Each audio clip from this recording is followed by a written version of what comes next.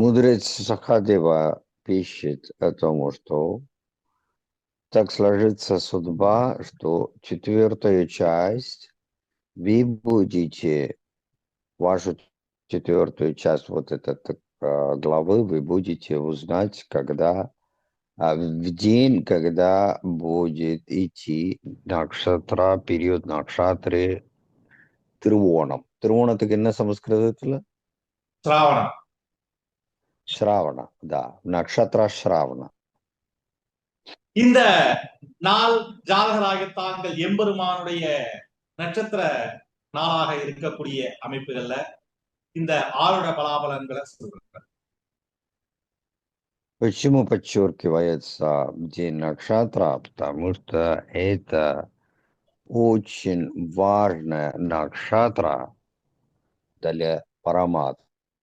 Речь идет о Боге Вишну, потому что у него есть одна аватарка, которая, вы, наверное, знаете, когда такой маленький пришел и принял очень большой размер и покорил одну асуру. Это как раз произошло в день Накшатра Шравана.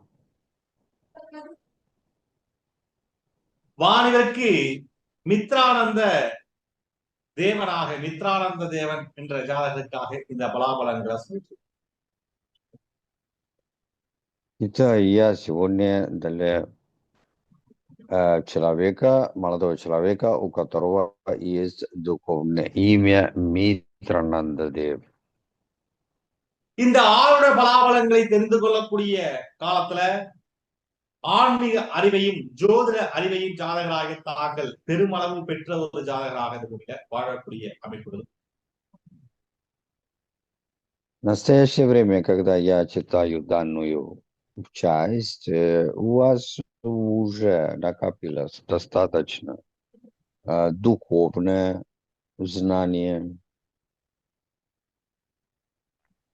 ஜாதகராக தாங்கள் தன்னுடைய ஜோதிட அறிவை பயன்படுத்தி இந்த நாள்ல செய்யக்கூடிய தியானத்து மூலியமாகவும் பூஜை புனஸ்காரங்கள் தான் பெருமாளை நினைத்து ஜாதகராக தாங்கள் மனமுருக ஜாதகராக தாங்கள் இந்த காலத்துல மந்திர ஜபங்களை செய்யக்கூடிய அமைப்புகளும் ஜாதகம் கூடுவாங்க. புரியலஜி.